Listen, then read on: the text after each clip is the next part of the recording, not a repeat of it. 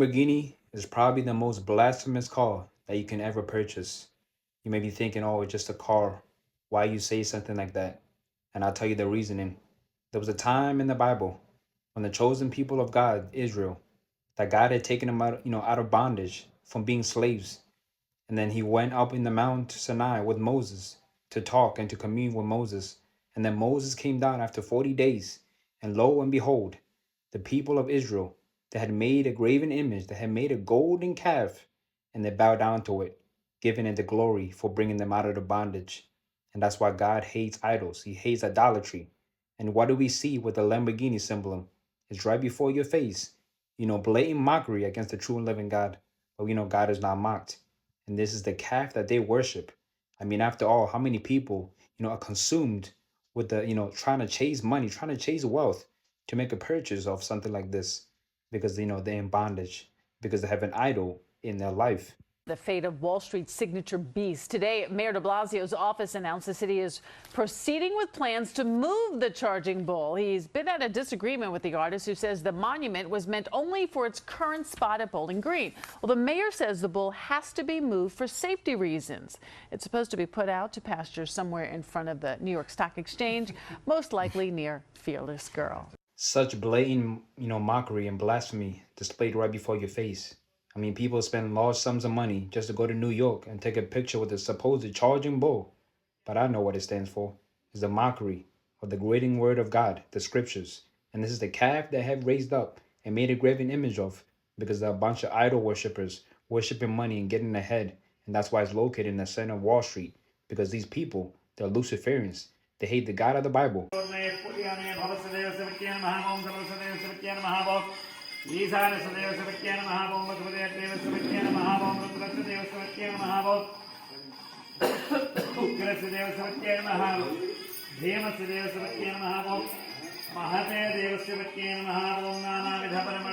So many people have lost their marriages. Their families has been, split apart, all because they had a gambling addiction, because they were convinced that money was the source of happiness. Even if they won large sums of money, it was never enough. They had to continue on going. And I'll show you how the world hates you and the devil hates your soul and wants you in hell. Because when you're down and you're losing finances, the world is not trying to give you aid. What did they tell you? They tell you to keep on scratching. Lottery is obviously pretty hard to win. But of course we had to test it ourselves, so we got a few Wired colleagues to play a scratcher game. I didn't win anything. I did not win anything. Nothing. I got nothing. I lost. But I didn't. Nothing. I've won $5, so I'm up by $2. Scratchers are just one of the many lottery games out there.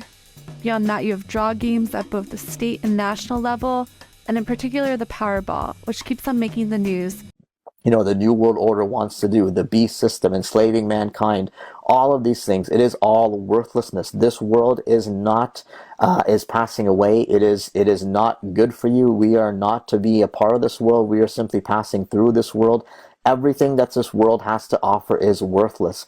The only things that matter are salvation with Yeshua HaMashiach, Jesus the Christ, our families, our loved ones. We need to pray for them and get them into the kingdom and show them the truth. And that is all that matters, is getting people to the truth of Yeshua HaMashiach, that of Jesus the Christ. He has died for us to set us free from this worthless, fallen world. But the Illuminati wants to enslave people into worthlessness. You think about it. Many Christians and people just live for worthless things. They live for sports, they live for entertainment, for movies, for TV shows, they live for their trips, their vacations.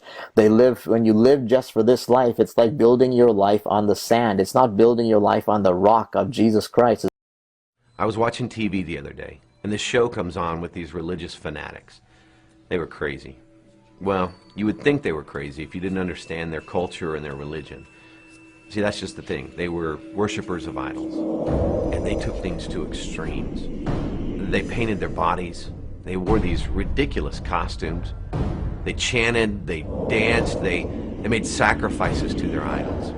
But they had built these enormous temples to worship their idols in. It seemed like their entire existence climaxed into this one scenario, this one over-the-top act of worship. You don't really relate, do you? Let's try it again.